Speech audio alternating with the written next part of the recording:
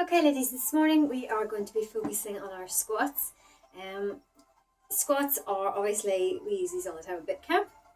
There are loads and loads of different versions of squats that you can do. We use so many different variations, weighted ones, plie, wide leg, absolutely tons of them. But what we're going to do this morning is just focus on the basic squat and correct some of the mistakes, the most common mistakes that people tend to make when they're doing squats, just to make sure that you can get the most benefit out of your squats the next time you use them. So, 3 body areas we're going to focus on. We're going to focus on your knees, we're going to focus on your back and shoulders, and we're going to focus on your toes. So knees to start off with, one of the most common mistakes, and it's not anything that necessarily anyone is doing anything wrong. It might just be that there's a slight weakness in your glute muscles at the sides here, or you just haven't got your weight properly balanced between your feet. So this is the mistake I see people making all the time. You go into your squat and look where your toes are going. Not your toes, your knees. Look where your knees have gone and they've sunk in the middle. So what you're doing is you're creating a lot of pressure down, press right down on your knees. Again, that's making your shoulders round and taking your back down, which is totally not what we want. So this is what you're going to do to correct that. So you begin your squat, your feet are slightly wider than shoulder distance apart, and not everybody will have exactly the same form when they come to do their squats. So you take your feet slightly wider than shoulder distance apart, stand where your feet are relaxed. Some people, their toes will point straight forward. Others, you might have a little turn out to the side. We don't want anything extreme, we don't want out here.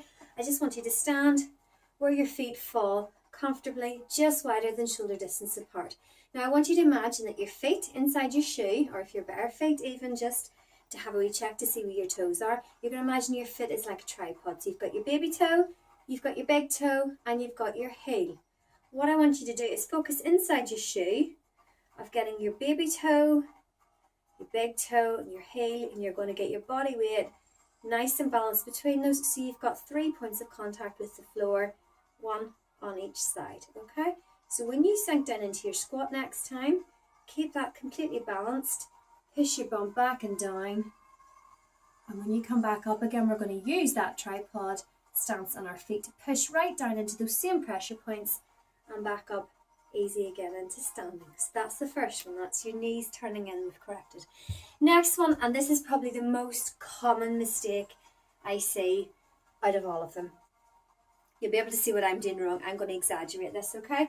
Sink it down into your squat and back up. Down into your squat, back up. One big mistake, but it's causing several other issues as well. I'm curving my back, I'm rounding my back as I'm going down. So we're not getting any kind of core workout. We're basically just folding ourselves in half. The shoulders are rounding. We're taking all the body weight forward and it's all landing down on our knees, causing extra pressure that we really, really don't want down here. So this is how you're going to fix it for me. Same standing position as we were in before. Get that tripod, get your balance, big toe, little toe, heel. We're going to, if you have a mirror by the way, it's really, really handy to do these in front of a mirror because you can check as you're going down, make sure that you're not leaning forward. So we're going to pull in through our stomach muscles. We're going to push back. We're imagining this chair has been pulled away from behind us. We're pushing back. We're keeping these stomach muscles pulled in nice and tight. Okay?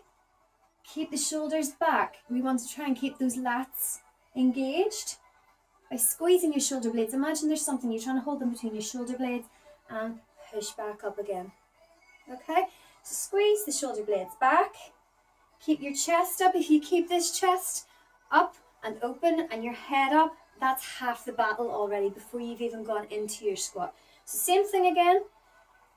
Shoulder blades back, chest up and open, head pointing forwards.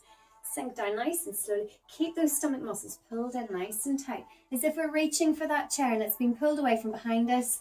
Use the hips, push back up, pressure in through the heels as we come back up to standing. So that's your knees sorted out, that's your back sorted out.